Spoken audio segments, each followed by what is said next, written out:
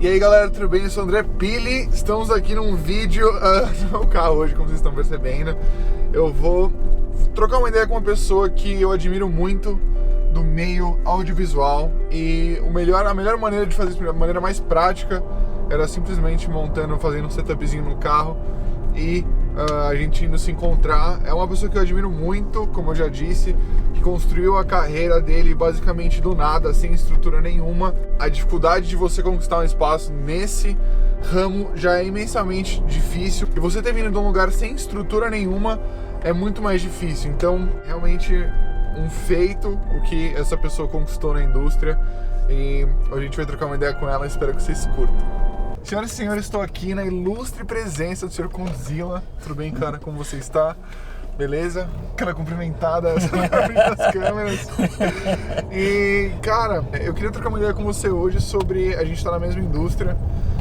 Primeiro, posso falar? Pode, claro. Queria falar que eu sou profundo admirador do seu trabalho. Eu acho legal pra caramba. Que isso, cara. Que você faz com uma camereta e trazer uma imagem, tipo, parece que rodou em película. Putz, cara. Fala assim, mano, como assim? O que esse moleque faz, mano? Como? Né? Que ideia é o que deve passar na cabeça do planeta Terra. Tipo, como é possível fazer com essa camereta? Tipo, parabéns, mano. Pô, brigadão. Se conheceu, a gente tava numa festa, uma das raras vezes que eu vou para festas. Eu também, você acredita? Também? Então, cara, vale a pena às vezes. E, pô, você chegou lá, a gente se cumprimentou, e aí quando você falou, cara, pô, eu sou Condzilla, eu falei... Caraca, velho, passou tipo todo o filme na minha cabeça, porque, pô, cara, a sua trajetória, assim, é uma inspiração ferrada, porque você é uma pessoa que se fez, sabe? Você, pô, toda a estrutura que você precisava, tipo, você partiu do zero e montou tudo, e isso é uma coisa muito admirável, assim, porque é muito difícil alguém conseguir conquistar isso. E eu acredito que, até já entrando um pouco no assunto, tipo... todo o preconceito que existe na indústria, principalmente no funk e tudo mais, acho que muitas das pessoas não sabem o trabalho que você precisa, sei lá, empregar naquilo para você conseguir conquistar o que muita gente no ramo, e você inclusive, que é do audiovisual, né, mas as pessoas acabam associando uma coisa a outra, conquistou, cara. Você pode falar um pouco de como você começou, como foi sua trajetória, e como você chegou onde você está? Cara, eu vou tentar resumir um pouco. Lógico, não, porque eu tenho mania de quando falar, durar horas falando da parte da história triste. Vou tentar resumir o máximo, contar aí um storyline. Beleza. Bom, minha mãe faleceu, deixou uma grana pra mim, de um seguro de vida. E aí eu peguei essa grana e vim estudar numa escola de cinema 3D chamada Méliès. É uma escola voltada pra pós-produção. Certo. E aí depois disso eu comecei a trabalhar com pós-produção de publicidade. E eu vi que quando eu tinha tempo livre, em vez de eu estar assistindo o FXPAD, eu tava no Vimeo vendo o que era possível fazer com 5D. Aí eu falei, caramba, eu tô me dedicando a isso, só que eu achava que eu ia trabalhar com pós-produção pro resto da minha vida. Era o que eu achava que eu era apaixonado. E aí eu falei, bom, nas aulas de direção de cena e nas aulas de direção de fotografia, eram as aulas que eu literalmente dormia. E aí, depois que eu tava concluindo o curso, eu falei, putz, perdi mó tempo, cara. Não me dediquei o quanto eu prometi pra minha mãe, não estudei. O que eu tenho que fazer pra estudar? Ó, fotografia, você tem que comprar uma câmera, e tem um cara chamado Alziro Barbosa. Certo. O cara fez mestrado de fotografia na Rússia, e tipo, os workshops do cara são tipo, se não for o melhor, um dos melhores do Brasil, de fotografia. E aí, quando eu comecei a estudar para recuperar o tempo perdido, eu entendi que na verdade eu estava gostando mais disso do que de outra coisa. E aí a ideia inicialmente era virar videomaker. Nessa época eu não tinha lançado nem a 7D ainda. Certo. E eu falei, bom, tô trabalhando com pós-produção, manjo um pouco de compressão, né, de codec, então eu vou conseguir extrair o máximo da minha câmera, entregar um resultado sem comprimir muito a ponto de perder a qualidade. E foi assim que a gente começou fazendo. E eu sabia o processo de montagem, sabia o processo de grading, sabia o processo de finalizar, né, tipo, o codec certo, tal, isso e aquilo. Falei, bom, eu vou abrir mão da produção, vou deixar o cliente produzir, e eu abro câmera, entrego para ele o conteúdo feito. E assim começou essa história toda. Depois de um tempo eu descobri que os conteúdos que eu fazia, eles eram comercializáveis. Certo. Porque um dos sonhos era trabalhar com videoclipe. Eu achava que ia ser uma coisa impossível de acontecer, muito difícil. Quando que uma banda famosa ia entregar um budget pra mim e falar assim, amigão, vai lá, eu confio em você e faz meu conteúdo. Tipo, ia demorar. Certo. Eu não acreditava que seria possível, principalmente num curto espaço de tempo, assim. Acabou que, de todas as coisas que eu tentei, a que eu achava que ia ser mais difícil acabou sendo a mais fácil. E aí eu descobri que o YouTube gerava uma receita e que a receita que tava gerando em cima do conteúdo que eu produzia era muito alta, cara. Era bem alta. Eu falei, opa, calma aí, eu tenho que ter uma participação em cima disso. O AdSense mesmo, nesse sentido. O AdSense, certo. Hoje já não é mais como era antes, como eu comecei. Quando eu comecei. Mas... Há quanto tempo você abriu o seu canal, cara? Meu canal é de 2012. Tá. E quando eu fui criar meu canal, eu queria criar um canal chamado Condzilla, alguém foi lá e... Uma semana antes de eu ter essa genial ideia de abrir um canal chamado Condzilla no YouTube, alguém registrou Condzilla. Caraca. Eu tive que montar canal Condzilla. E aí ficou? Ficou, só que aí depois eu coloquei um URL fantasma lá, então hoje meu canal tem 2 nomes. Certo. youtube.com/Condzilla, youtube.com/canal Condzilla. Os dois chegam no mesmo... Aconteceu algo parecido comigo, que o nome do meu canal era Oráculo Sauro, cara. Era tipo um dinossauro que manjava de tecnologia. E aí hoje é André Pili também. Então, pessoas, é complicado, cara. O nome, às vezes a gente começa com um nome que a gente não queria ter começado e é engraçado, assim, tipo, hoje todos os projetos que eu procuro entrar, você tem que ter uma estrutura para como vai ser quando você dominar o mundo. Certo. Porque depois que as coisas começam a crescer, você tem grandes chances de perder a mão e não ter estrutura e acabar quebrando porque você cresceu demais. Exato. Você quer começar com estrutura já. Exato. Esse é o desafio.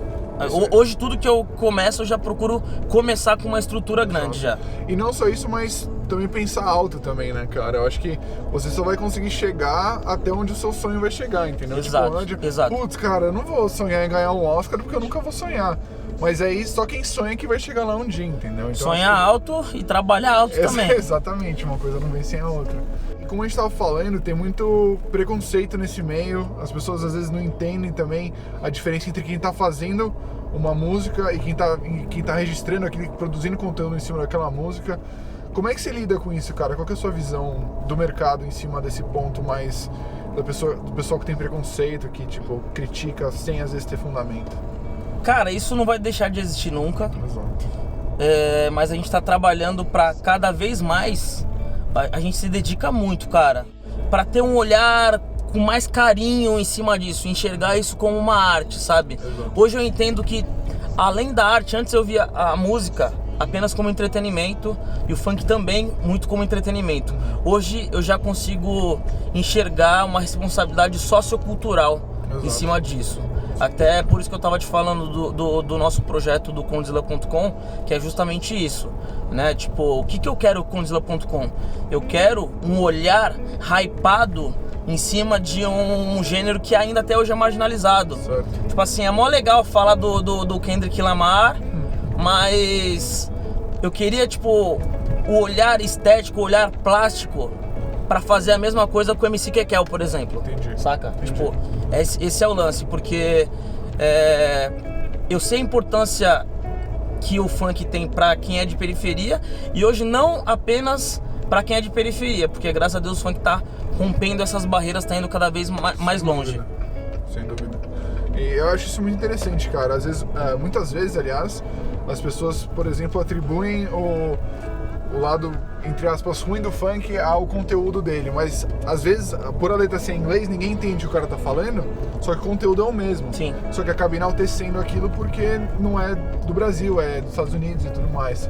E eu acho que esse olhar, esse empenho em, cara, refinar o meio, sabe? Tipo, tornar tudo mais, com um objetivo mais claro, você poder dar oportunidade para quem não tem, principalmente, enfim, com relação a quem tá fora do Brasil para quem tá dentro, você compara os dois meios e às vezes você vê que o público aqui do Brasil entrega o mesmo que o mundo inteiro entrega num artista internacional, só que ele não tem o mesmo reconhecimento.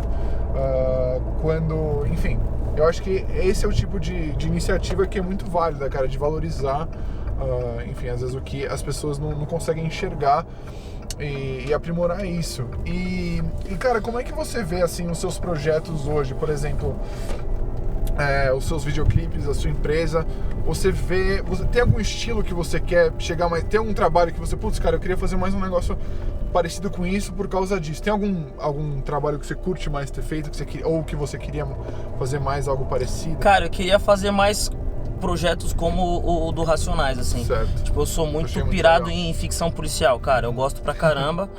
E, na verdade, aquilo ali foi até um experimento em cima de outras coisas que a gente tá desenvolvendo. Tá. Tipo, a gente tá desenvolvendo um projeto bem bacana, bem grande, inclusive, agora, que é muito relacionado a isso, assim. Que é relacionado à música, que é relacionado polícia ladrão, que é relacionado à religião. É uma coisa, tipo, um projeto vai dar o que falar, assim, sabe? Projetos como o do Racionais, projetos como o da Carol com K. Foi o que eu te falei quando a gente se encontrou ali. Não é sempre que a gente tem a oportunidade de fazer algo diferente.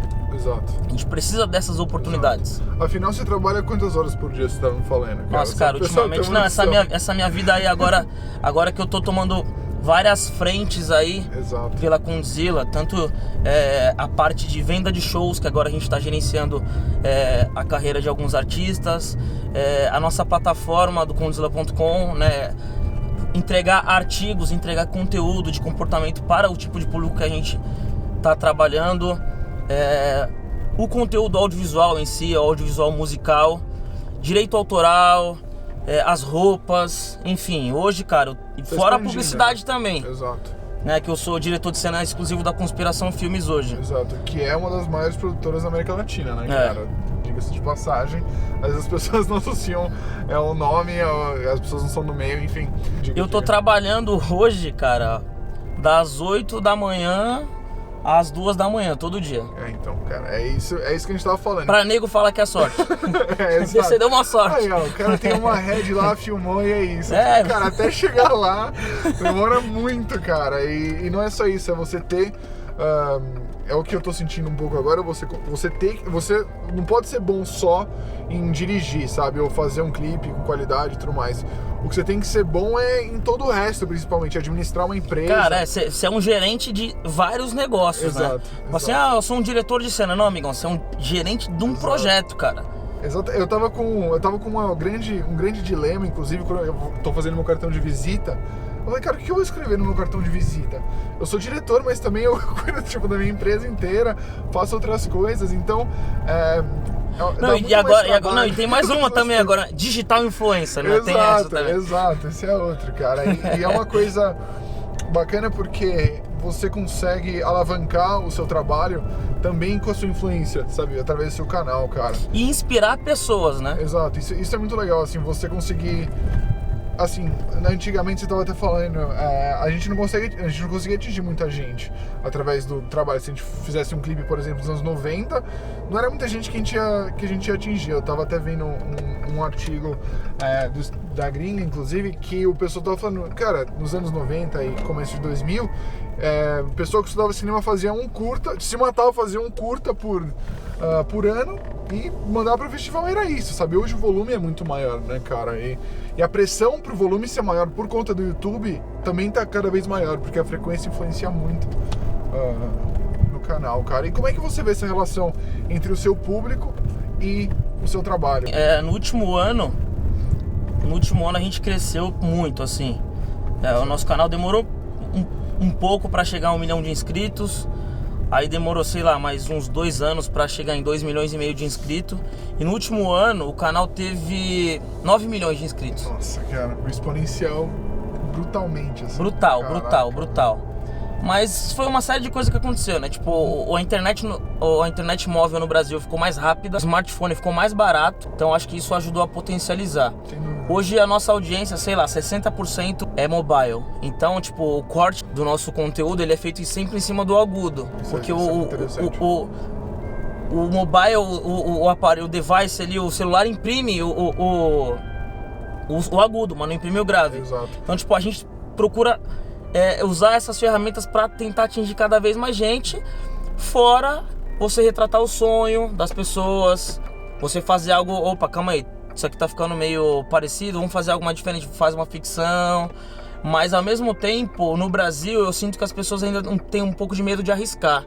E aí volto no que a gente acabou de falar, que falta oportunidade pra gente fazer algo diferente. Porque muitas das vezes as pessoas já chegam com a ideia, ó, quero fazer isso aqui. Tem medo de arriscar, porque tem medo de arriscar. Porque vai numa porta que já tá aberta, né? Não quer bater e tentar abrir outra. Tá começando a chegar nas marcas uma direção nas empresas, uma direção no marketing, pessoas mais jovens, pessoas que vieram com uma outra educação, com uma outra cabeça, de um outro tipo de família, sei lá. Então, acho que ao mesmo tempo também tá começando a abrir um pouco mais, tá começando a ter menos preconceito. No meu caso eu vejo isso, tipo, as pessoas estão começando a aceitar um pouco mais o funk. Por quê? Porque pessoas que tomam decisões estão vindo de outros lugares. Sem dúvida, eu acho isso genial, porque assim, até ali no artigo da Veja, seu, que ninguém, todo mundo é abaixo de 30 anos na sua empresa praticamente, né?